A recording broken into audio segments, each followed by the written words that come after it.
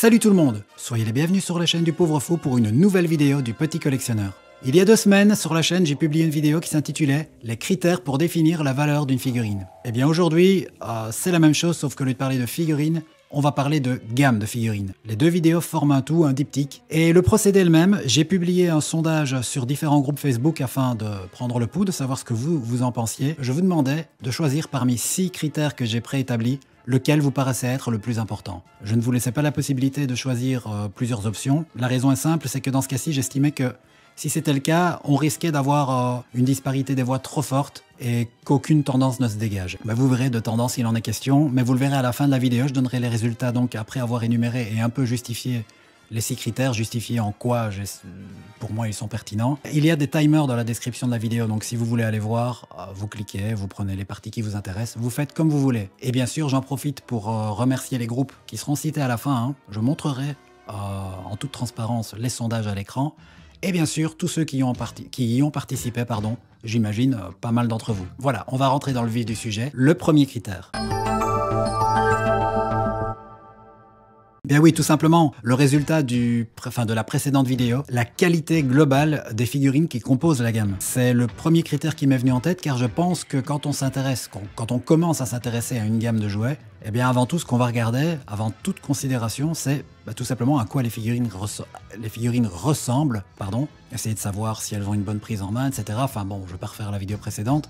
On va s'intéresser à toutes ces considérations-là, et si ensuite on est séduit, on va se demander, tiens, combien elles coûtent, etc.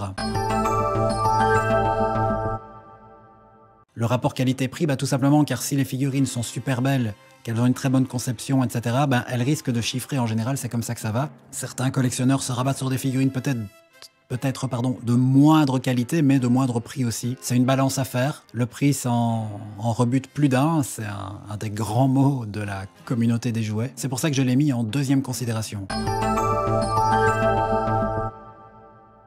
Très gros problème aujourd'hui dans le marché du jouet, c'est que pas mal de figurines sont très tentantes mais pas accessibles, et pour différentes raisons. Je vous les énumère sans hiérarchie, mais par exemple, vous avez les figurines de salon. Les salons Tamashii, les figurines exclusives de la San Diego Comic Con, ce sont des figurines qui ne sont en vente, en principe, que lors du salon.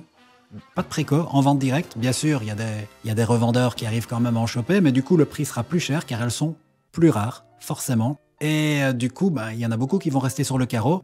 Alors heureusement, ce ne sont que rarement des personnages qu'on peut considérer comme essentiels à la collection qui sortent, mais pas toujours, parfois il y en a que beaucoup voudraient avoir, c'est pas la question. Libre à chaque collectionneur d'aller plus ou moins loin dans le complétisme, mais il y en a toujours qui sont sur le carreau, ensuite il faut aller sur eBay, et ça chiffre. Un autre souci, c'est l'approvisionnement en stock. Les fabricants, même s'ils font des études de marché, on s'en doute, n'ont pas toujours une bonne perspective des choses et ils sous-estiment la popularité de certains personnages. Ils envoient peu de stock, du coup ça tombe très vite en rupture. Il y a des gens qui sont sur le carreau, il faut être parfois au qui-vive. Quand une préco est lancée, il y a des revendeurs qui disent, voilà par exemple, lundi 17h, tel personnage, soyez là. Et puis ça rame pour charger, vous devez cliquer plusieurs fois sur checkout, et puis ça marche pas. Et puis vous êtes sur le carreau, une fois sur 2. Et du coup, qu'est-ce qu'il faut faire à chaque fois, la case eBay. Et le prix est 3-4 fois plus gros. Très gros problème donc. Et un 3e exemple que j'ai, c'est que certaines figurines ne sont vendus que dans leur pays d'origine, souvent USA ou Japon. Du coup, pour les avoir,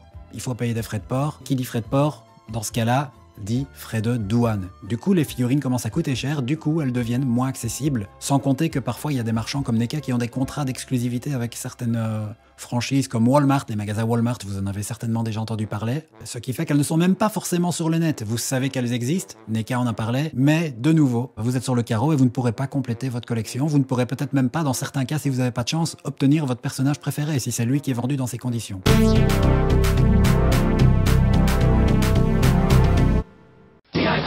G.I. Joe! Chopper Predator, en avant!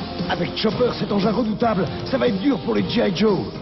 Zanzibar! Et voilà l'ignoble Zanzibar sur son scooter désert. Chopper à l'aide, je suis touché!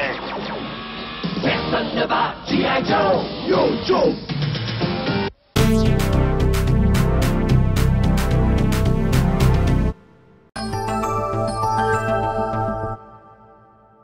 Quatrième point, on rentre peut-être dans des considérations un peu plus nichées, mais des considérations qui vont commencer à titiller le collectionneur une fois qu'il sera lancé. la régularité dans les sorties. Car il y a certains fabricants comme Bandai qui le sont, mais d'autres comme NECA par exemple qui le sont beaucoup moins. Ils vont sortir un lot de figurines au mois de mars et puis plus rien, et après on ne sait pas quand ça vient. Ils ont des habitudes mais ils les changent assez souvent pour nous dérouter. Et là je suis conscient que c'est un point qui peut être... On peut en voir le miroir inverse. Certains vont dire, mais justement, l'irrégularité, j'aime ça car du coup, il y a de la surprise. Moi, j'aime bien la zone de confort. N'oubliez pas que les critères, je les ai établis ex cathedra, donc subjectivement. Enfin, j'essaye de faire appel un peu à mon sens de l'objectivité en me disant, je suis pas le seul à penser ça. Forcément, j'ai une petite expérience dans le monde de la collection. J'ai déjà parlé avec pas mal de collectionneurs. Du coup, j'ai quand même une petite idée de ce que vous pensez, mais pas forcément des proportions, d'où les sondages. Et pour ma part, j'estime que la régularité, c'est un point fort. On sait où on va. On sait que tous les mois, il y aura une préco, peut-être pas le personnage qu'on veut, mais on est en terrain conquis. J'aime pas nager dans le brouillard, d'autant que quand c'est irrégulier, ça l'est à tous les points de vue. Par exemple, on va dire au NECA au mois de mars, ils vont sortir 8 figurines, il faut suivre, il faut pouvoir les prendre d'un coup, surtout qu'ils vont pas laisser les figurines longtemps en vente, en l'occurrence. Bon, voilà en quoi ça me paraît probant de se dire que oui, la régularité, ça a du bon. Comme ça, on peut mettre de côté tous les mois, et on n'est pas débordé le jour où tout tombe d'un coup. La pertinence dans le choix des sorties. Imaginez une gamme qui est irrégulière et en plus qui ne fait pas les choix les plus cohérents. Imaginons les Dragon Ball Figures.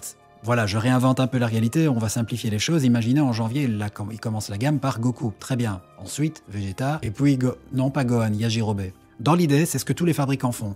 Tôt ou tard, ils vont mettre des personnages tertiaires avant certains personnages de premier plan. Ils le font exprès, car ils veulent faire durer la gamme le plus longtemps possible, vous tenir en haleine, et pris par l'impatience qui ronge beaucoup de collectionneurs, ils se disent qu'on va finir par craquer et quand même acheter les personnages tertiaires qui arrivent entre-temps. Parfois, ce qui arrive aussi, c'est qu'on quitte le navire, on n'en peut plus d'attendre et on passe à autre chose. Un peu tous les fabricants le font, donc c'est que ça marche dans une certaine mesure. Je pense que ça peut être casse-gueule aussi. Moi, j'aime mieux qu'il y ait de la cohérence et que les personnages principaux aient une primeur sur les autres. Ils sont plus légitimes, on les voit plus souvent dans la série, ils ont plus de poids. Le respect des échelles entre les différents personnages. Enfin, quand je dis des échelles, il n'y a qu'une seule échelle. En théorie, il n'y a qu'une seule échelle au sein de la gamme. Mais c'est justement là qu'il y a un problème, c'est que parfois, c'est pas vraiment le cas. Par exemple, les Dragon Ball Figures, pour poursuivre avec eux, ils ont une échelle 1/12e par rapport à la taille d'un être humain moyen d'1m70, 80. Donc on nous amène sur du 14-15 cm. Les Saiyans font cette taille-là.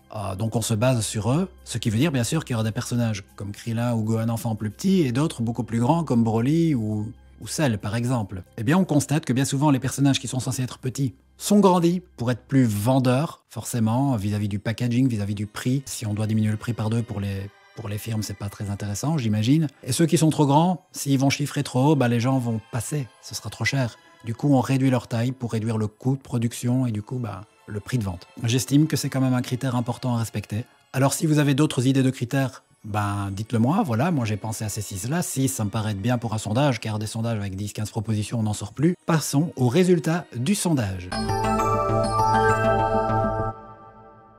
Avant de rentrer dans une brève analyse, je tiens tout simplement à remercier les groupes qui ont permis au sondage d'exister en validant mes publications. Il y a La Geekerie, Figurines et compagnie, Senseiya Mythclose Group, Dragon Ball SH Figures France, Mythclose Vente de Cases neuves et Le Sanctuaire est immortel.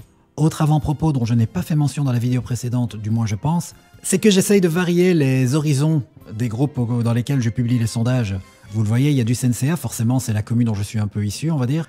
Il y a du Dragon Ball, parfois Tortue Ninja, pas toujours. Je n'ai pas trouvé de groupe G.I. Joe, ou du moins de groupe où on a pu m'accepter. Ça a quand même moins le vent en poupe ici en francophonie. Donc il y a aussi des groupes généralistes, comme Figurines et compagnie par exemple, ou La Geekerie. Le but forcément est de toucher le plus large public possible et ne pas s'adresser qu'à un public qui collectionne toujours le même type de figurines. Voilà, ça allait peut-être de soi, mais je me dis que ça valait le coup d'en parler. Alors vous le voyez ici, il y a 4 sondages qui apparaissent à l'écran, mais vous l'avez compris au vu de mes remerciements, il y en a 6. Je ne sais pas tous les mettre à l'écran, ou alors ils seraient trop petits et vous ne sauriez pas bien les lire, et puis ergonomiquement ce ne serait pas très beau. Mais ici, l'analyse va aller vite, car le résultat est sans appel. 5 des 6 groupes ont massivement voté pour le critère la qualité de la figurine. Et je précise qu'il n'y avait qu'un seul choix possible. Vous verrez dans d'autres sondages, j'ouvrirai plusieurs possibilités, on pourra voter donc pour plusieurs options. Ici, je voulais qu'on se mouille un peu et qu'on choisisse quel était le critère qui nous paraissait être le plus important. Et la conclusion que j'en tire, c'est que tout simplement, si la figurine est bonne dans son ensemble, donc pas seulement pour l'aspect esthétique, je vous renvoie pour cela encore une fois à la vidéo précédente, où on a établi plusieurs critères ensemble pour définir sa qualité, mais donc si la la figurine est de qualité, eh bien le reste, à part peut-être un peu le prix qui a quand même obtenu 23%, et donc 67% pour la qualité des figurines, eh bien j'ai envie de dire que tout le reste, on fera avec. On pardonnera si ça coince, si par exemple le calendrier propose des sorties irrégulières ou pas pertinentes, ou si par exemple la figurine n'est pas très accessible, qu'il y a des problèmes d'échelle. Voilà, j'ai le sentiment que la majorité des collectionneurs feront fi de cela et persisteront à collectionner la gamme dans la mesure où ils sont satisfaits des figurines. Encore une fois, c'est un peu l'idée de l'arbre qui cache la forêt. Voilà, comme vous ne pouvez pas le voir à l'écran, je récapitule, j'ai totalisé bien sûr les scores sur 135 votes, 6 groupes cumulés, donc 67% pour la qualité de la figurine, 23% pour le rapport qualité-prix et vraiment des miettes, à chaque fois 2 ou 3% pour les autres critères. Je vous remercie de m'avoir regardé et je vous dis à bientôt pour une prochaine vidéo. Ciao!